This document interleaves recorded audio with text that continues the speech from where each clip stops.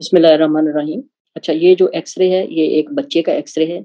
इसमें हम देख सकते हैं कि राइट लोअर लोब जो है, उसमें एक well defined rounded radio opacity आपको मिल रही है, ठीक है? ये पॉइंट शेप ओपेसिटी है राइट लोअर लोब में और ये बच्चे का एक्स-रे है।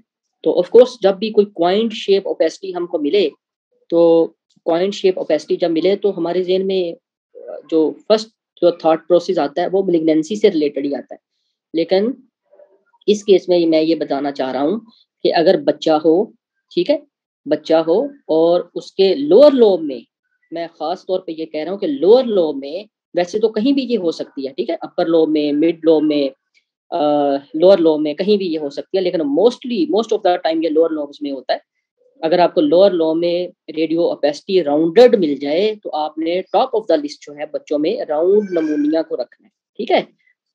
और इसमें फिर हमने उसको क्लिनिकली देखना है और उसको एंटीबायोटिक्स देंगे और ऑफ कोर्स उससे वो उसकी रेजोल्यूशन हो जाएगी। लेकिन अगर यही पेशेंट अडल्ट होता, तो टॉप ऑफ द लिस्ट हम मैं इसमें मैलिग्नेंसी रखूंगा। अगर आपको ऐसा ही, उसकी वजह मैं आपको ये बताता हूँ कि आखिर बच्चों में राउंड नमूनिया क्यों होता है, हम इसको राउंड क्यों कहते हैं और इसकी एक्चुअल वजह क्या है, तो वो आप इस इमेज के ऊपर ये समझें।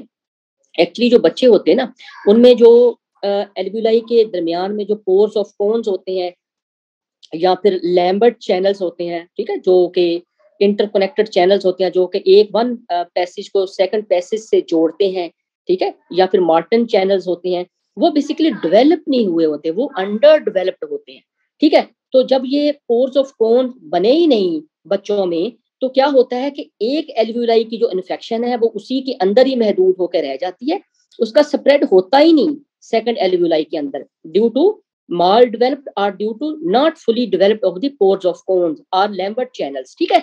तो उसकी वजह से क्या होता है कि एक शेप बन जाती है, जिसको जो बिल्कुल एल्वियोलाई की शेप अडॉप्ट कर लेता है, वो इन्फेक्शन इस तरह अब इस पूरे एल्वियोलाई में घूम रही है, बाहर निकलने का तो इसको कोई रास्ता ही नहीं है।